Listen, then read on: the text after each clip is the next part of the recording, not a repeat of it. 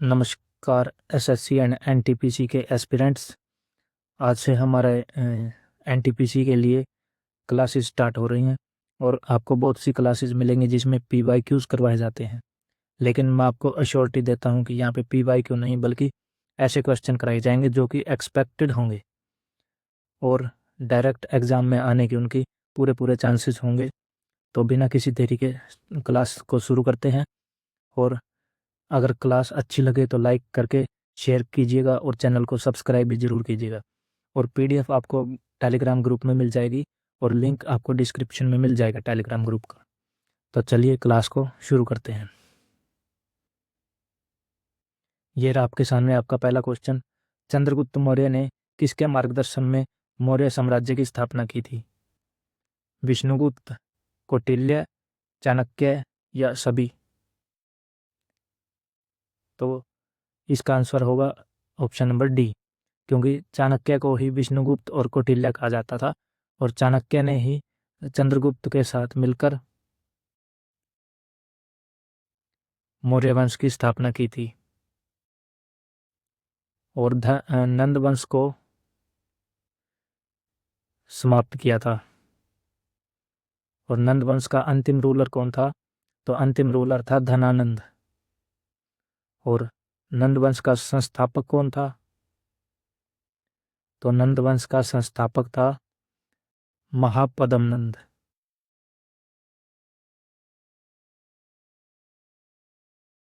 और साथ ही साथ आपको ये हर एक क्वेश्चन के साथ आपको इसकी डिटेल भी मिलेगी नीचे। ये देखिए, चाणक्य को ही कौटिल्य और विष्णुगुप्त कहा जाता था और तीनों नाम एक ही व्यक्ति के हैं। उन्होंने चंद्रगुप्त के साथ मिलकर उसको प्रशिक्षित किया और मौर्य वंश की स्थापना की। ठीक, ये रहा आपके सामने आपका नेक्स्ट क्वेश्चन। मौर्य शासन में धम्म महामात्र की किसने नियुक्त की है? चंद्रगुप्त मौर्य, बिंदुसार, अशोक या दशरथ मौर्य? तो चंद्रगुप्त मौर्य का तो आपको पता चल गया, मौर्य वंश का संस्थापक।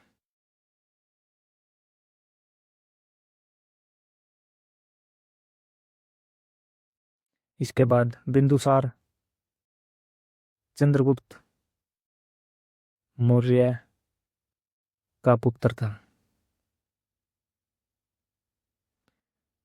इसी को ही अमित्रघात भी कहा जाता था।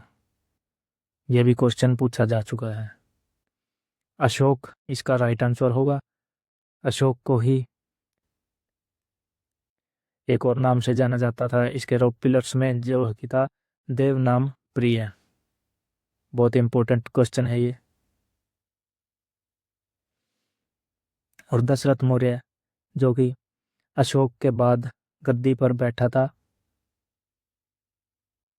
पाटलिपुत्र में,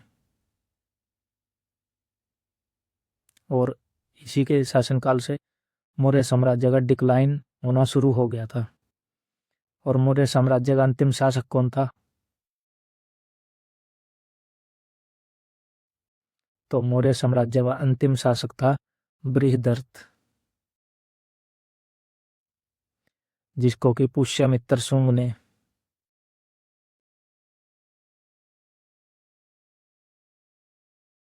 हरा दिया था या कहें मार दिया था और शुंग वंश की स्थापना की थी। ये लिख रखा नीचे कि अशोक ने ही धम्मा मात्र की स्थापना की, अधिकारियों की नियुक्ति की जो नीति, अहिंसा और नैतिकता का प्रचार करते थे। अगला क्वेश्चन है, अशोक के शिलालेखों में धम्म शब्द का क्या अभिप्राय है? बौद्ध धर्म, धार्मिक अनुष्ठान, नैतिक आचार संहिता या वेद? तो इसका राइट आंसर होगा नैतिक आचार संहिता। अशोक का धर्म केवल बौद्ध धर्म ही नहीं था बल्कि नैतिक जीवन, सहिष्णुता, दया और सत्यनिष्ठा जैसे मूल्यों पर भी आधारित था। क्योंकि अशोक ने अपनी लाइफ में एक बहुत महत्वपूर्ण युद्ध लड़ा था जिसका नाम था कलिंग का युद्ध। और इस युद्ध के बाद ही अशोक ने बौद्ध धर्म को अपनाया था।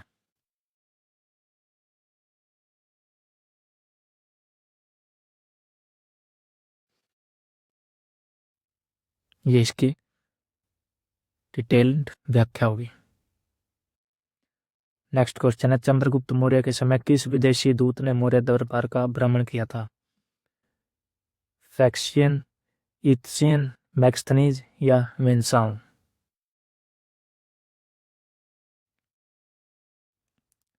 इसका राइट आंसर होगा मैक्स्थनीज। और मैक्स्थनीज ही वो इंसान था जिसने इंडिका नामक पुस्तक लिखी थी। और ये किसके दरबार से आया था? ये आया था सेल्यूकस निकेटर की ओर से। सेल्यूकस निकेटर, जो कि अलेक्जेंडर का या कहें सिकंदर का सेनापति था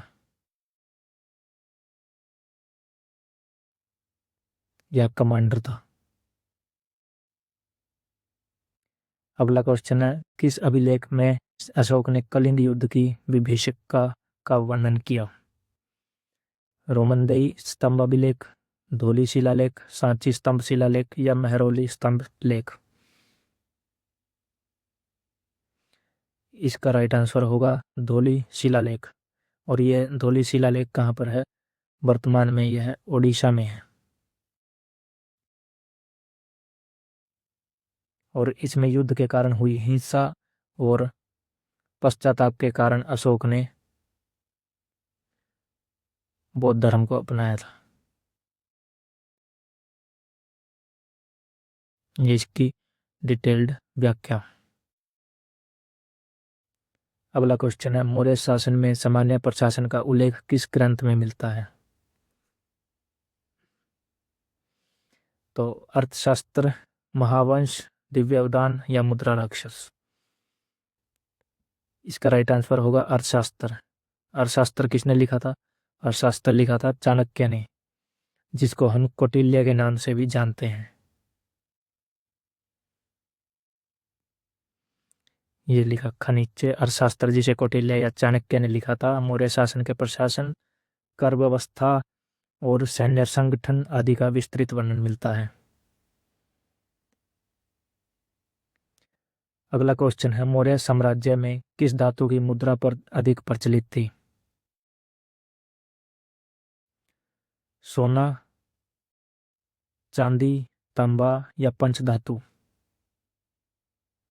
तो मौर्य साम्राज्य में सबसे अधिक प्रचलित थी चांदी की धातु। और यह चांदी की धातु भी कौन सी थी? पंचमार्क की जो धातु होती थी, वह धातु, जिसके अंदर विभिन्न प्रकार के चिन्ह भी होते थे।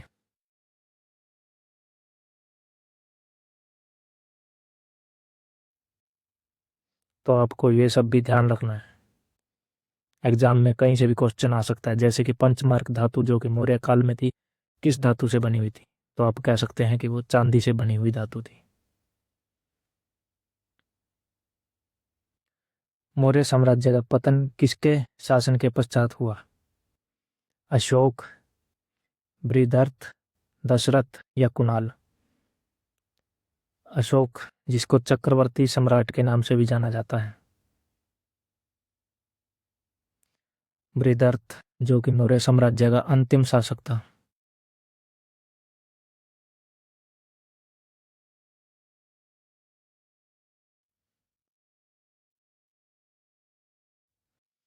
दशरथ, जो कि अशोक के बाद गद्दी पर बैठा था।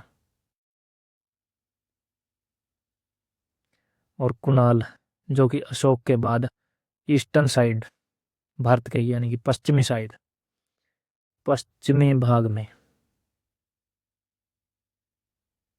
गद्दी पर बैठा था। तो इसका आंसर होगा बृहदर्थ, जो कि मौर्य साम्राज्य का अंतिम शासक था। उसके बाद इसके पुष्यमित्र शुंग ने मारकर इसे शुंग वंश की स्थापना की और उसी टाइम से मौर्य साम्राज्य का पतन शुरू हो गया था। किस पुरालेख में अशोक ने सभी धर्मों के प्रति सहिष्णुता की नीति का वर्णन किया है? लुम्बिनी स्तंभ लेख, सप्तम शिलालेख, 12वां शिलालेख या खारवेल शिलालेख?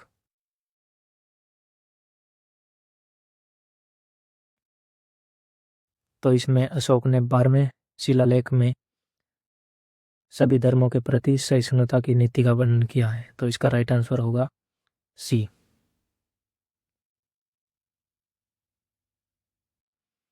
मौर्य काल में कृषि, व्यापार आदि पर नियंत्रण किस संस्था का था? महापात्र, राजुक, तंत्र या समाज? इसका सही आंसर होगा राजुक। राजुक मौर्य प्रशासन में ऐसे अधिकारी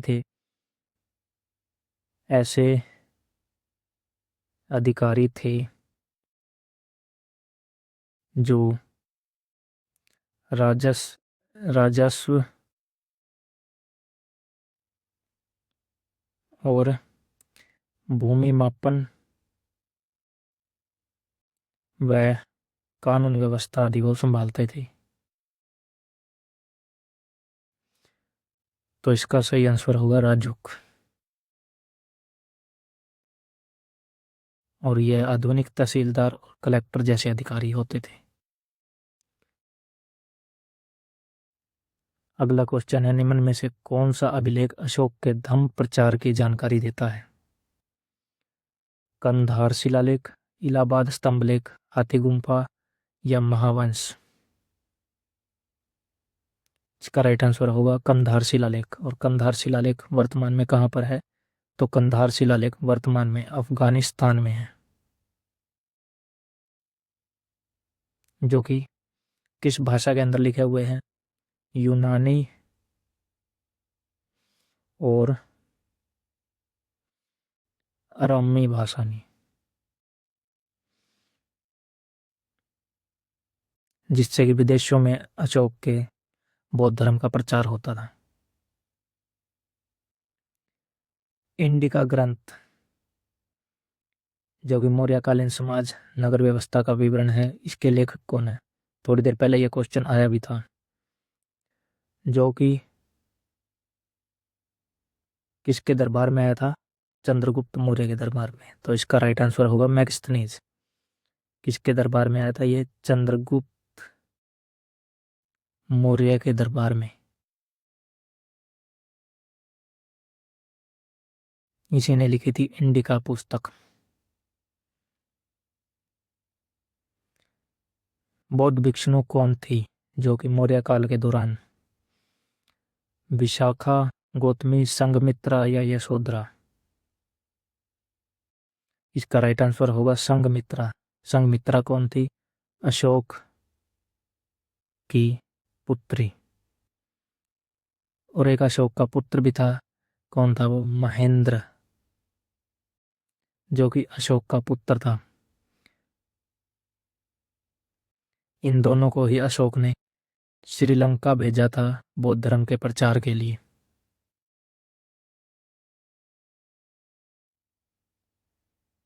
इसकी डिटेल्ड व्याख्या। चंद्रगुप्त मौर्य ने जैन धर्म स्वीकार करने के बाद कहाँ तपस्या की थी? सांची, पाटलिपुत्र, श्रवणबेलगोला या वैशाली? इसका राइट आंसर होगा श्रवणबेलगोला, जो कि कहाँ पर है वर्तमान में? वर्तमान में यह कर्नाटक जिले में, कर्नाटक राज्य में है। और चंद्रगुप्त मौर्य ने अपना अंतिम समय में कौन सी प्रैक्टिस की थी जैन धर्म की? तो वो की थी संलेखना। यह भी क्वेश्चन पूछा हुआ है और दोबारा पूछने की भी आशंका है। और इसके साथ साथ एक और क्वेश्चन बनता है इसमें, चंद्रगुप्त मौर्य किसके साथ जैन धर्म की यह प्रक्रिया कर रहा था? तो चंद्रगुप्त मौर्य का गुरु था भद्रबाहु। ये सब इनकी डिटेल्ड व्याख्या साथ की साथ दी हुई है, तो आपको पीडीएफ में ये सब मिलेगी। बट ये जो पेन के साथ अभी मैं जो ऑप्शंस बता रहा हूँ ये सब नहीं मिलेंगे, तो इसके लिए आपको क्लास ही करनी पड़ेगी। मौर्यकालीन प्रशासन का प्रमुख ग्रंथ अर्थशास्त्र किसके द्वारा रचित है?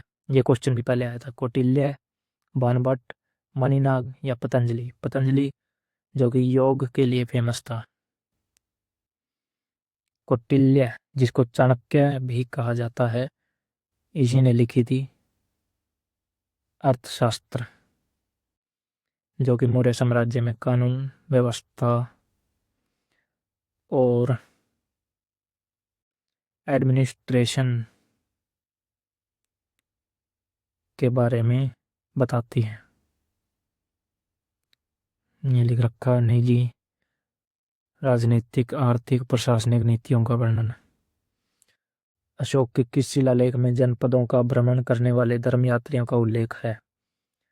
शहबाजगढ़ी शिलालेख, नुमंदई शिलालेख, ताम्रपट्ट शिलालेख या फिर सांची शिलालेख?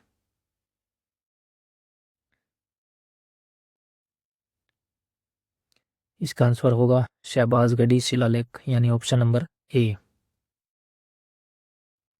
और यह अशोक का पहला शिलालेख है जिसमें धर्म यात्रियों का उल्लेख है जो कि नैतिक शिक्षा फैलाने के लिए गांवों में भ्रमण करते थे। और यह कौन सी लिपि में है? यह है ब्राह्मी लिपि में।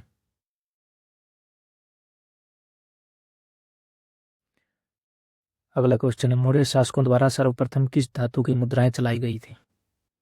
लोहे की, तांबे की, चांदी की या सोने की? ये क्वेश्चन भी पहले आया था, अब घुमा के दे दिया ये क्वेश्चन। एनटीपीसी और एसएससी इसी तरह से क्वेश्चन पूछता, घुमा के एक ही क्वेश्चन में से 4 क्वेश्चन बना देता है। तो इसका राइट आंसर होगा चांदी की। और चांदी की थोड़ी देर पहले बात हुई थी, पंच मार्क की धातु, याद आया? तो पंच मार्क की मुद्राएं प्रचलित थी जिन पर की बहुत से चिन्ह होते थे। किस प्रकार के चिन्ह होते थे इन पे? जैसे कि सूर्य, वृक्ष और पशु आदि।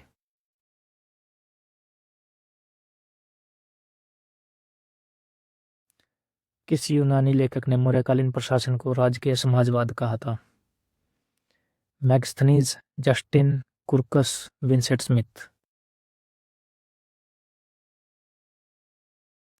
इसका राइट आंसर होगा विंसेंट स्मिथ।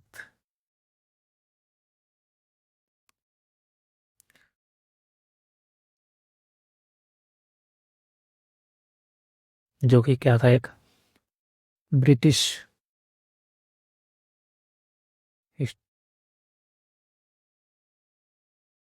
हिस्टोरिकल इतिहासकार। अशोक के अभिलेख किस लिपि में लिखे गए थे? देवनागरी, ब्राह्मी, पाली या संस्कृत? तो अशोक के शिलालेख अधिकतर किसी भाषा में लिखे गए थे? ब्राह्मी लिपि में। लेकिन कुछ जो नॉर्थ वेस्टर्न रीजन था, या कहें उत्तर पश्चिमी रीजन था, वहां पे खरोष्ठी लिपि का भी यूज हुआ था। और जो अफगानिस्तान में मिला था उसमें यूज हुआ था यूनानी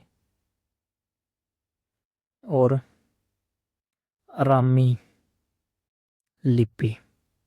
तो ये सब आपको याद रखना पड़ेगा, इनसे बाहर नहीं आएगा क्वेश्चन, ये गारंटी है। सम्राट अशोक का हृदय कलिंग युद्ध के बाद परिवर्तन हुआ, इसका प्रमाण कौन से शिलालेख में मिलता है? ताम्रपत्र, धौली शिलालेख, नालंदा शिलालेख या 12वां शिलालेख? इसका राइट आंसर होगा धौली शिलालेख, जिसके बाद कलिंग युद्ध के बाद अशोक ने बौद्ध धर्म को अपना लिया था और उसका प्रचार भी किया था। सो गाइस, आज के लिए 20 क्वेश्चन है।